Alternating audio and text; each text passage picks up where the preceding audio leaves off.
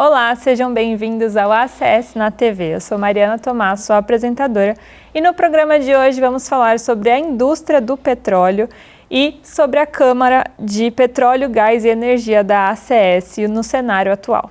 E para debater esse tema, temos aqui Luiz Afarelli, vice-diretor da Câmara e diretor da Magral Equipamentos Hidráulicos e Pneumáticos. Muito obrigada por estar aqui com a gente. Obrigado a você, Mariana. É um prazer estar aqui com você. Obrigado pela ACS, para debatermos e conversarmos um assunto tão importante para a nossa região e para o nosso país. Com certeza. E para a gente começar, a gente sabe que o petróleo é um dos pilares, da economia global, que ele ainda é muito relevante, mesmo com as energias renováveis crescendo cada vez mais. E aí eu queria falar com você que a gente vive um momento que está tendo muito essa troca, muito esse debate sobre a transição de energia, E o petróleo ele segue batendo recorde de produção mundial. Então, como a gente pode entender um pouco mais essa contradição? A primeira coisa é a gente entender e parar de demonizar o petróleo. O petróleo ainda é uma fonte de energia importante para a humanidade, será importante ainda por muitos e muitos anos.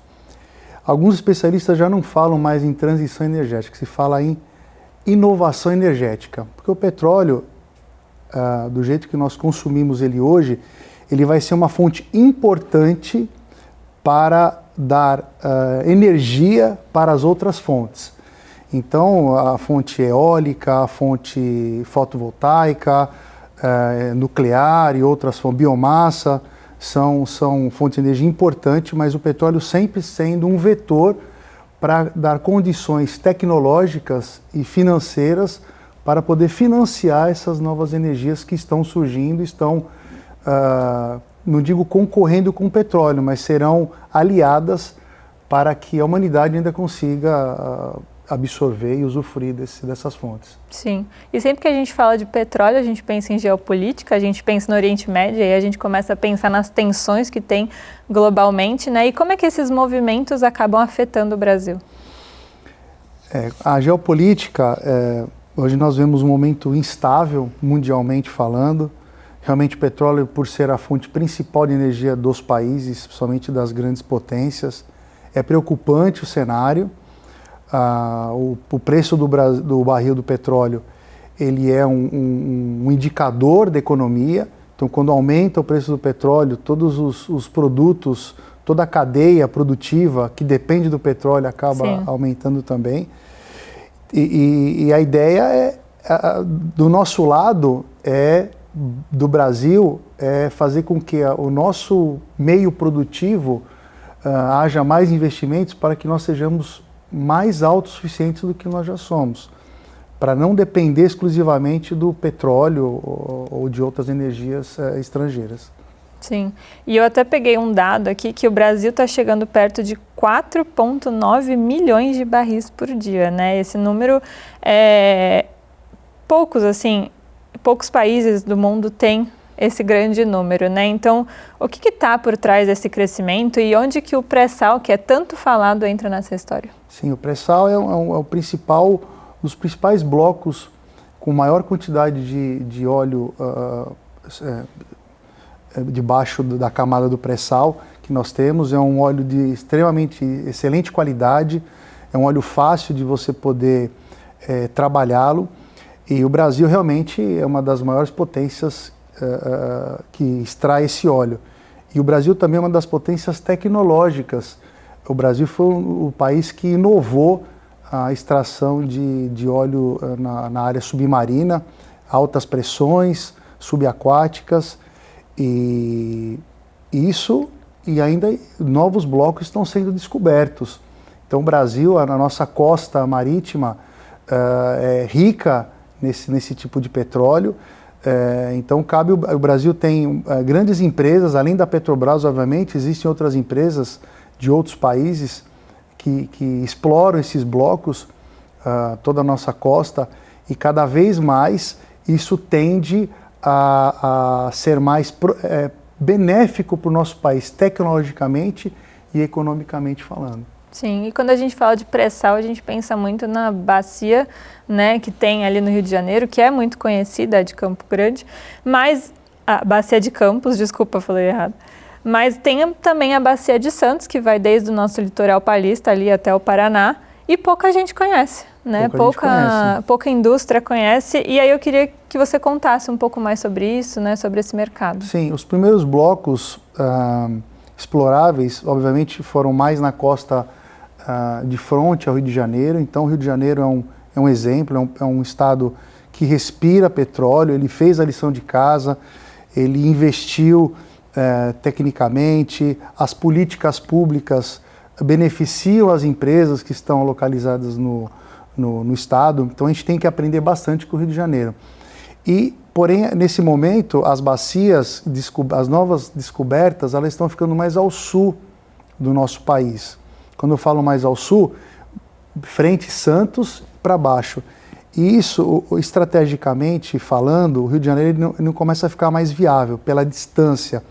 Porque eu estou falando de blocos que ficam a 200, 250 quilômetros da nossa costa. E toda a movimentação é feita por helicópteros. O helicóptero ele tem energia suficiente para ir e para voltar. Quando começa a ficar muito longe, fica discutível o tanto de eficiência que vai ter.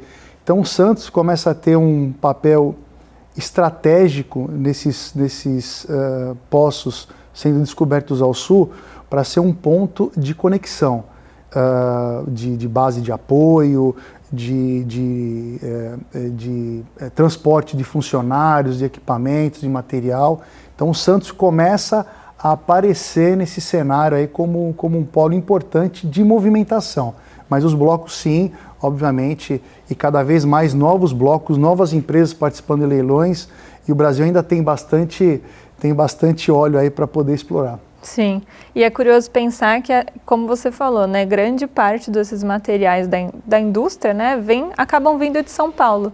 Mas ainda assim o Rio de Janeiro ainda é muito conhecido. Então como é que a gente pode fazer com que esse movimento aconteça para a Bacia de Santos também, para o nosso litoral? Sim, alguns estudos, a maioria dos estudos apontam que praticamente 60% dos equipamentos fornecidos para a cadeia de óleo e gás vem de São Paulo e principalmente interior de São Paulo. Caraca. E muitos deles são, obviamente, transportados até o Rio de Janeiro e de lá são transportados para as embarcações e assim vai. São Paulo precisa fazer a lição de casa dele também, né? O petróleo e gás, São Paulo até o ano passado não enxergava muito esse mercado importante para a sua economia. Ele traz geração de renda, de impostos para a economia, mas São Paulo não tinha esse olhar crítico e técnico para isso. Foi feito um movimento ano passado, teve a primeira feira aqui em Santos, a offshore, foi no pavilhão da Ponta da Praia, onde todas as empresas entenderam a importância de São Paulo, o governo do estado de São Paulo, Jorge Lima, o secretário, esteve aqui, assinaram um termo aí de cooperação com a instituição, que é o BREM, que também a Associação Comercial estava presente lá com apoio, para começar a trazer isso para o holofote de São Paulo. Porque, obviamente, Santos, a gente precisa entender que Santos não vai ter operação offshore. Ele não tem, o porto realmente, ele é o ponto principal aqui de Santos. A gente não pode atrapalhar o porto e o porto não pode trabalhar a operação. Mas como ponto de apoio, Santos e região norte, Caraguá, estão sendo aí bem estudadas para que isso aconteça. Muito legal. Muito obrigada e nos vemos até o próximo bloco.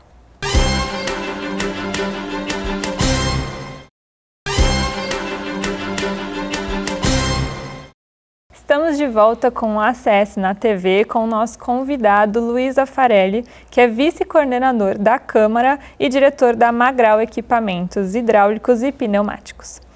E nesse segundo bloco eu gostaria que você começasse apresentando um pouco sobre a empresa, né, e os mais de 25 anos de atuação e experiência no mercado. Ótimo, obrigado. A Magral, a matriz dela fica em São Paulo. A Magral está, como você bem comentou, há mais de 20 anos no mercado. Somos consolidados no mercado industrial e no mercado de petróleo e gás. A nossa empresa é dividida por duas divisões. Uma voltada para a automação industrial, que que é a nossa divisão denominada Motion Control. Todo equipamento e dispositivo voltado para controle de movimentação, movimentação e vibração, impacto e movimentos. E uma divisão voltada para a parte de equipamentos, projetos e equipamentos, que é a nossa divisão Fluid Control, onde nós projetamos e fabricamos equipamentos exclusivamente voltados para o setor de óleo e gás. Então, quando eu falo óleo e gás, muita gente conhece somente a Petrobras, mas existem diversas empresas concorrentes da Petrobras e aqueles subfornecedores da Petrobras que dependem do mercado também. Então a Magral é um fornecedor de equipamentos para essas empresas. Porque antes de você enviar um equipamento para o fundo do mar, nós estamos falando em 2, 3 quilômetros de profundidade, muitos testes precisam ser feitos em superfície para garantir que esse equipamento no fundo do mar vai funcionar e não vai causar nenhum problema. Então a Magral produz equipamentos que promovem esse teste em superfície antes da empresa poder embarcar esse equipamento. Quando eu falo testes em válvulas, conexões, tubulações, que tudo isso é feito, a árvore de Natal, como nós chamamos, é um equipamento que fica no fundo do mar, na boca do poço onde sai o petróleo, conectados com mangueiras para as embarcações de superfície ou até mesmo para a costa. Então, esses equipamentos vão ser testados. Então, a Magral projeta, fabrica, testa, fazemos serviço de manutenção. Nós temos uma filial em Macaé, pois Macaé, como bem falado no começo do programa, Rio de Janeiro é o foco principal. Sim. Todas as empresas de manutenção e prestação de serviço estão localizadas em Macaé. Então a Magral entendeu isso há 15 anos atrás, fez investimento, temos uma equipe muito grande no Rio de Janeiro, fazendo manutenções preventivas, preditivas, corretivas. Então lá ainda temos um grande polo comercial que a Magral atende. Em Santos, aqui obviamente, temos um escritório aqui em Santos, onde eu atendo a região, não só com equipamentos de petróleo, mas também toda a movimentação. Atendemos as movimentações de porto, equipamentos de portainers, e toda essa logística aí depende de automação industrial. Muito interessante.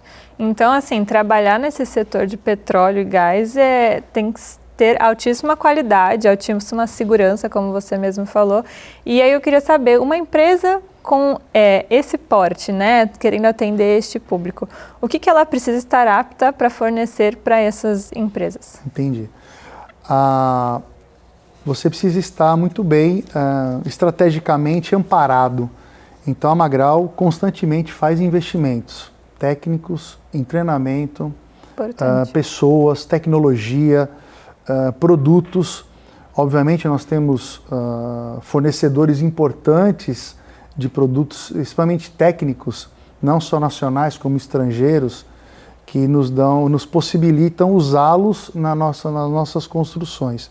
E obviamente sem pessoas a gente não faz nada. A Magral hoje tem 52 funcionários, entre São Paulo e Rio de Janeiro, e é graças a esse time que a gente consegue aí galgar e conquistar novos clientes e manter aqueles clientes que nós já temos em carteira. Com certeza, as pessoas são muito importantes, que sem elas a gente não consegue fazer nada sozinho. Verdade.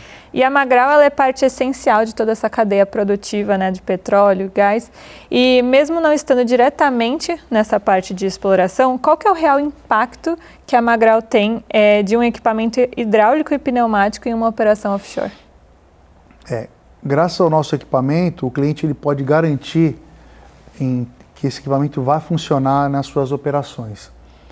Então a nossa equipe, sempre que recebe uma requisição de um cliente, nós fazemos todo o estudo da sua necessidade. Os equipamentos eles são sempre 100% customizados conforme o requisito que o cliente nos fornece.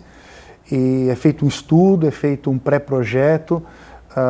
E aí, durante a construção do equipamento, o cliente nos audita, acompanha os testes para garantir que o que ele deseja dentro do seu processo produtivo, o nosso equipamento ele vai conseguir efetuar. Obviamente, o time que se desloca para o cliente tem todo o amparo, aí, todo o conhecimento técnico para fazer com que o equipamento, o processo funcione. Sim. E o mercado cresceu muito, né? Mudou muita tecnologia. Hoje em dia tem muita automação. A gente fala de inteligência artificial, experiência ambiental, ESG, enfim, diversos assuntos. E como que uma empresa especializada nesse setor, ela se mantém atualizada e competitiva nesse ritmo de transformação que o setor tem? Ok.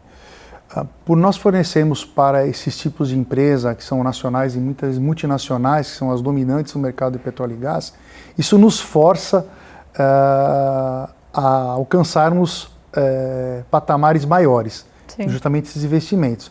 Além da nossa certificação ISO 9001, que é um termo obrigatório para você entrar em qualquer setor do óleo e gás, nós temos outras certificações, inclusive certificações dadas pelos próprios clientes, que antes do cliente aprovar um equipamento com a gente, nós somos auditados. Quando eu falo auditoria, não é só a parte técnica, ele audita a segurança do trabalho, infraestrutura, ESG, governança, além dos indicadores da qualidade. Então isso nos força a fazer investimento e contratar pessoas cada vez melhores habilitadas para que isso aconteça. E o mercado, ele é exigente. Então, assim, ou você se adapta ao mercado para poder fornecer, ou você acaba ficando fora e não tendo muita oportunidade. Precisa se modernizar, né? Sempre, sempre. Muito obrigada, Luiz, Obrigado e voltamos no próximo bloco.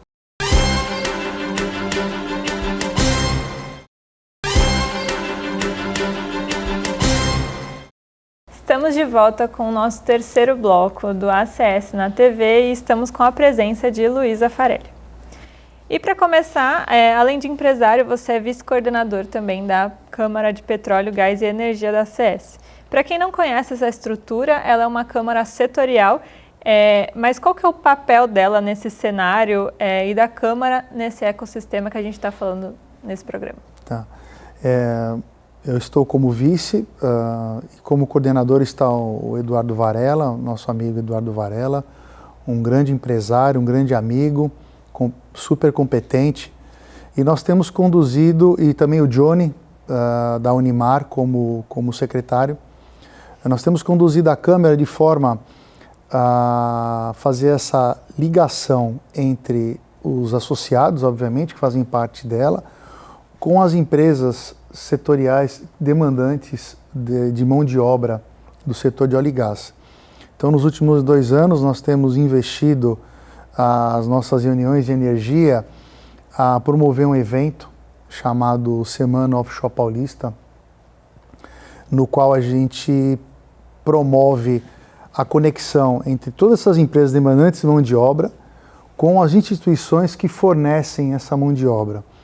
A última edição, nós fizemos parceria com a Santa Cecília, com o Senai, com o Campes, e a Petrobras também é um grande apoiador desse evento, que nós entendemos que se nós como contratantes não investirmos e não trouxermos o interesse para os novos entrantes no mercado, os jovens, realmente eles não terão essa atratividade. Porque realmente o petróleo, em alguns sentidos e algumas brincadeiras que a gente até escuta, não é um mercado atraente para eles, infelizmente. Que ainda tem aquela memória, o petróleo, coisa suja. Não, esquece isso. O petróleo é a nossa fonte de energia, então precisamos investir nisso. E capacitar pessoas para que elas trabalhem. Então é um evento que agrega isso, porque o setor de óleo e gás, além, obviamente, de engenheiros, de técnicos, de profissionais, é um setor que precisa de toda e qualquer profissão. Advogado, nutricionista, administrador, então todas as profissões são super bem-vindas nesse setor. Então esse evento que nós promovemos pela Câmara de Óleo e Gás e Energia, ela faz isso. Então nós trazemos empresas, palestrantes. O último evento foi focado em trazer histórias dessas pessoas que vivem no mercado, para justamente trazer o brilho, trazer esse assunto mais latente, para que tanto os alunos, mas os professores, as instituições entendam a importância desse mercado e que o investimento precisa ser feito agora, porque é nos jovens que nós vamos investir agora que nós vamos ter excelentes empresas no futuro. Com certeza. E você comentou de eventos, a Magral também participa de diversos eventos, certo? Sim, sim, grande parte do nosso crescimento ele vem de feiras que participamos.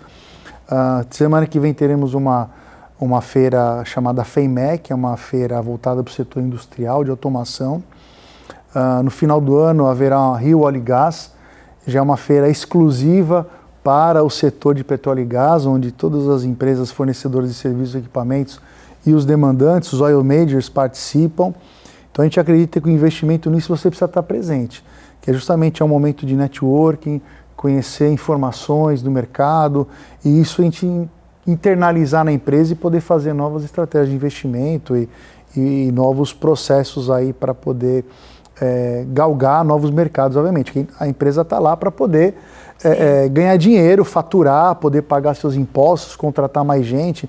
Então, acredito que os eventos eles são vetores que possibilitam que isso aconteça.